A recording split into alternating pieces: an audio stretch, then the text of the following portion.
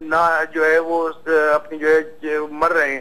تو یہ ایک اچھی سوچ ہے اور اس کی وجہ سے ماحولیاتی جو امپیکٹ آ رہا ہے اکنامک اپنا انوائرمنٹل ڈیگریڈیشن اتنی ہو رہی ہے کہ وقت سے پہلے گلیشیئر جو ہے وہ پگھل جاتے ہیں.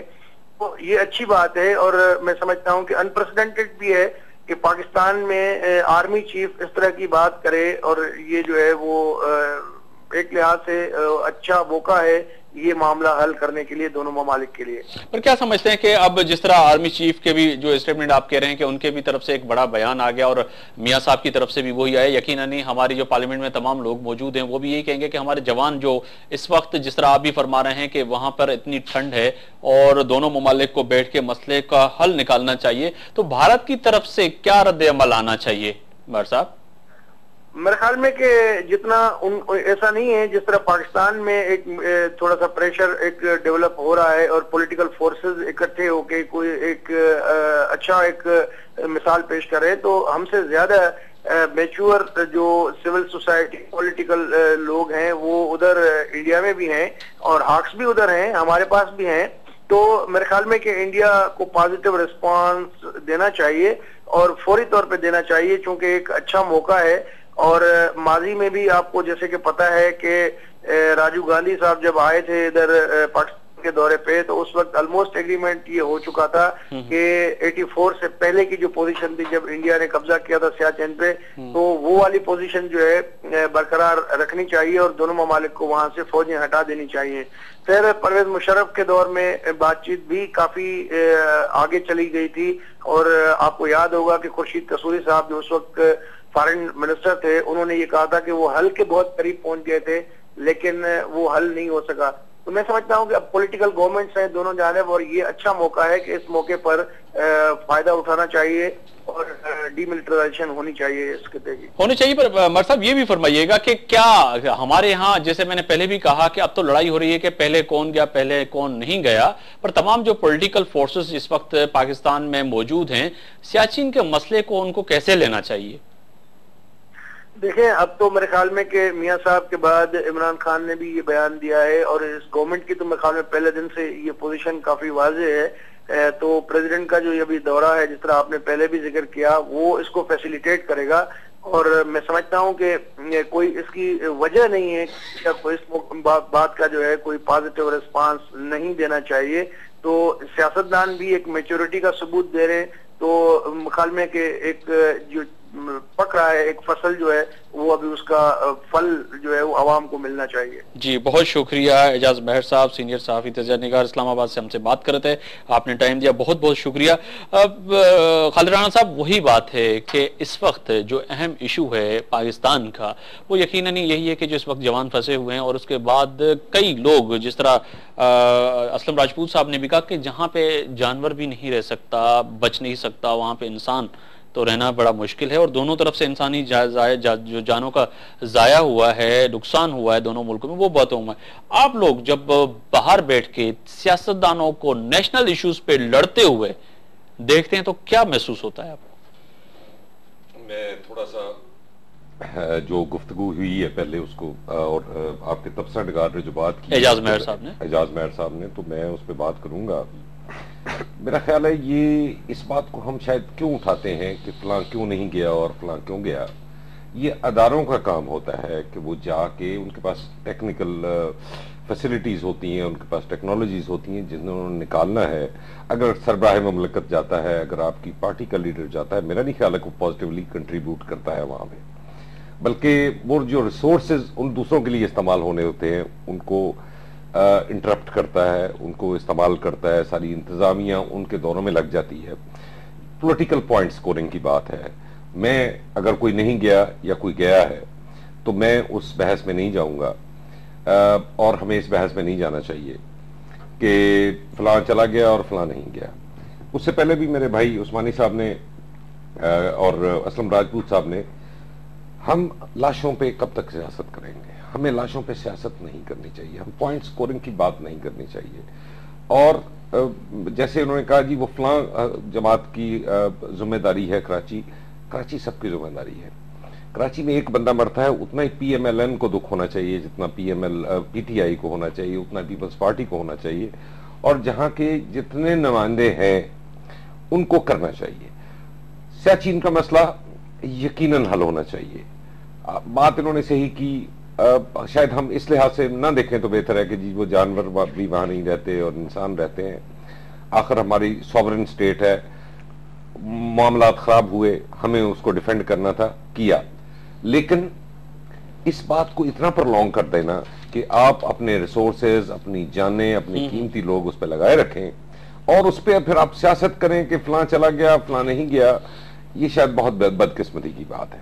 صحیح بات. اور ہمیں خاص طور پہ کراچی کے حالات پہ, ہم جب پاکستانی وہاں پہ دیکھتے ہیں, جب آپ کہتے ہیں کہ سیاستدان لڑتے ہیں, تو ہمیں بعض اوقات دکھ ہوتا ہے کہ آپ مسائل کو حل کرنے کی بجائے یہ ان کی کلیکٹیو رسپانسبلٹی بنتی ہے. یہ کلیکٹیولی عوام کے نمائندے ہیں, ان کو کلیکٹیولی بیٹھ کے اس پہ بحث کرنی چاہیے, دیکھنا چاہیے.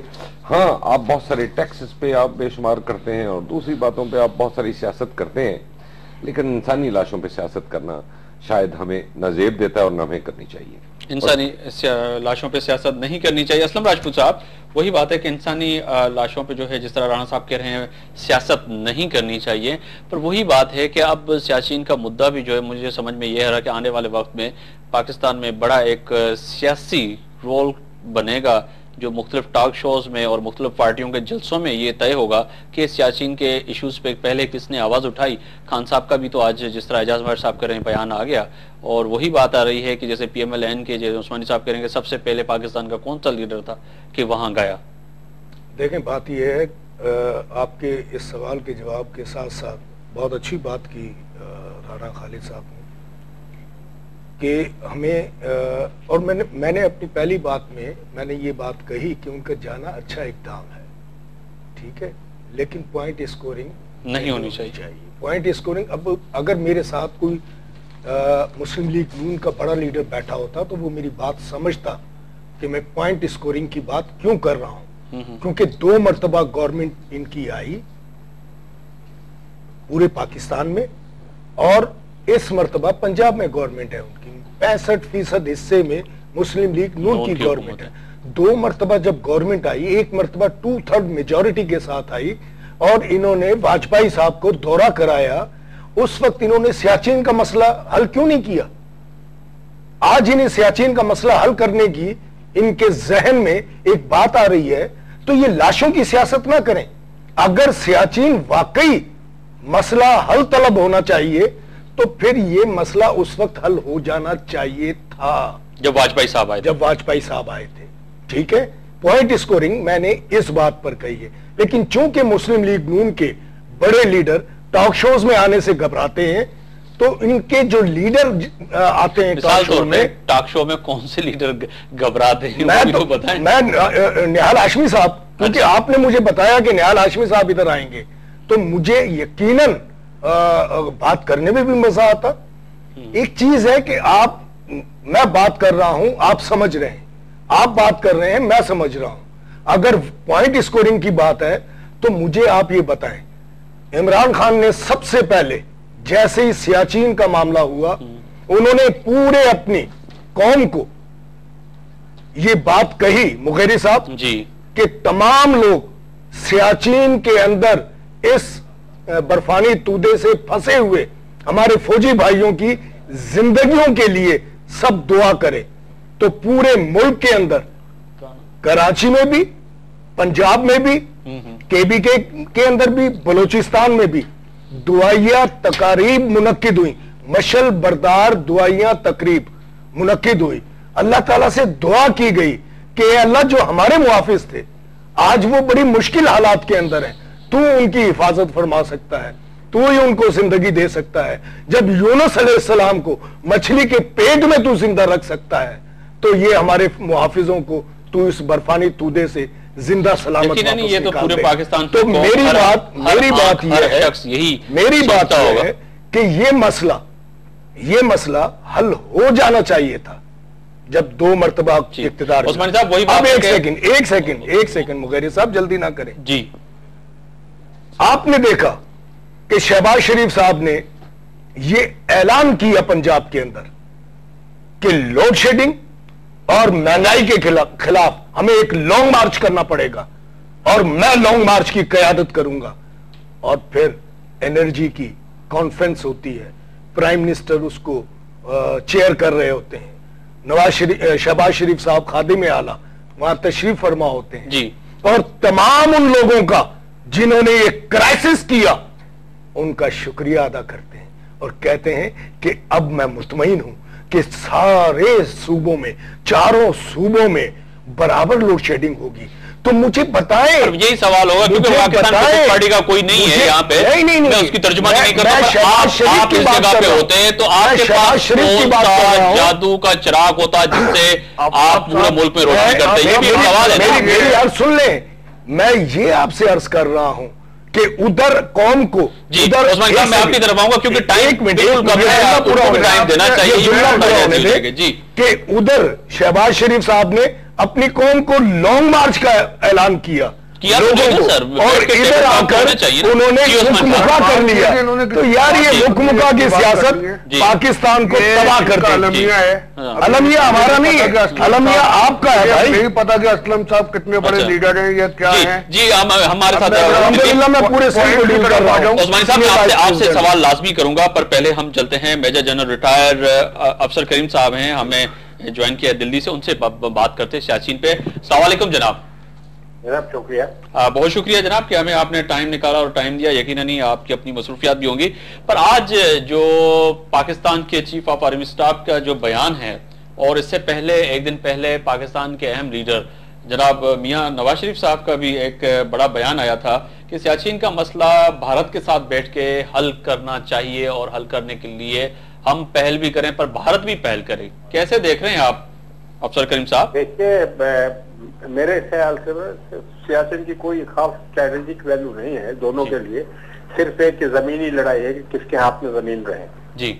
तो जिस वक्त भी लोगों ने उस पर अपनी फौज भेजी थी, तो इंडिया की फौज बैठी है ऊपर और थोड़ा नीचे बैठी है पाकिस्तान की फौज जी, लेकिन वो कोई खास पर्पस सर्व नहीं कर रहे हैं और बहुत मुसीबतों से रहते हैं क्योंकि हाई एल्टीट्यूड में है और भी प्रॉब्लम है जी। तो लेकिन इसको सॉल्व करना आसान है, क्योंकि पिछली दफा जो बातचीत कई राउंड चल चुके हैं उसमें यही बात निकली कि इंडियन आर्मी ने ये कहा, जो उनकी गवर्नमेंट ने माना इंडिया की, कि जो जब हटेंगे तो जो जगह पर बैठे हुए हैं उसको पोजीशन को मार्क करना पड़ेगा दोनों मैपों में, ताकि बाद में कोई बात ना निकले कि आप तो यहाँ थे ही नहीं जी। ये बात पाकिस्तान ने नहीं मानी। और दूसरी बात ये थी कि इंडिया की बेस जो है पीछे, जो वो थोड़ा दूर है, अगर वो उतरेंगे तो पाकिस्तान की बेस वैली के अंदर है, हालांकि उस तरफ से चढ़ाई ज्यादा है जी। उसमें भी कोई डिसएग्रीमेंट था, तो ये एग्रीमेंट आसानी से हो सकता है और मेरे ख्याल में इसको अब कर लेना चाहिए, जबकि पाकिस्तान ने ये बात कही और इंडिया भी इसके खिलाफ नहीं है। तो इंडिया में फौज तो नहीं डिसाइड करती, गवर्नमेंट डिसाइड करती है। पाकिस्तान में आर्मी का रोल बड़ा है, अगर आर्मी ये बात उनकी मान जाती है कि ये यहाँ पर बैठने का कोई फायदा नहीं, दोनों तरफ से ग्राउंड पोजीशन क्या होगी छोड़ने के बाद, क्योंकि कोई पेट्रोल करेगा या नहीं करेगा, यहाँ पर आएंगे नहीं तो शक पैदा हो जाएंगे और फिर लड़ाई का माहौल पैदा हो जाएगा जी। तो अफसल करीम साहब ये भी फरमाइएगा, आपने कहा कि जैसे दोनों को बातें माननी चाहिए, और मैं समझता हूं कि आज तक जितना जानी नुकसान हमारा दोनों मुल्कों का इंसानियत के नाते देखा जाए तो बर्फ से हुआ उतना हमारी जंगों में भी नहीं हुआ, पर आज का बयान जो है आर्मी चीफ का, और इसके साथ साथ हमारी पार्लियामेंट के बहुत से लोग ऐसे हैं उनका भी स्टेटमेंट यही है कि ये मसला हल होना चाहिए। अगर पार्लियामेंट की तरफ से एक बयान आ जाता है तो हिंदुस्तान में इस बयान को आप जैसे लोग कैसे देखते हैं और कैसे लेंगे इसको? नहीं, हम इसको बहुत खुशामदीद कहते हैं ऐसे बयान को। तो कोई नहीं चाहता भारत में कि फालतू की तरह हम बैठे रहे ऊपर पहाड़ों में और जहाँ का काम ना हो, अगर उतर आए, और लेकिन एग्रीमेंट होना जरूरी है और एग्रीमेंट दोनों को मंजूर होना चाहिए। और सवाल यह है कि जब दो कंट्री दोस्ती करना चाहते हैं तो एग्रीमेंट आसान होता है, अगर नहीं करना चाहता कोई उसमें से तो मुश्किल हो जाता है। अच्छा, ये भी अफसर करीम साहब बताइएगा कि सबसे ज्यादा अखराजात जो हैं पाकिस्तान से ज्यादा हिंदुस्तान की फौज के हो रहे हैं वहां पे, तो पहल हिंदुस्तान क्यों नहीं कर रहा, जब अब यहां से भी एक ग्रीन सिग्नल कहें, एक बात कहें कि सामने आ गई है?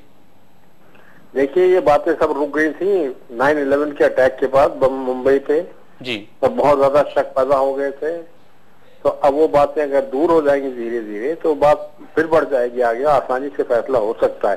میں نہیں سمجھتا کہ بھارت کی سرکار یا بھارت کی فوج وہاں بیٹھے رہنا چاہتی ہے اپنا نقصان کروا کے۔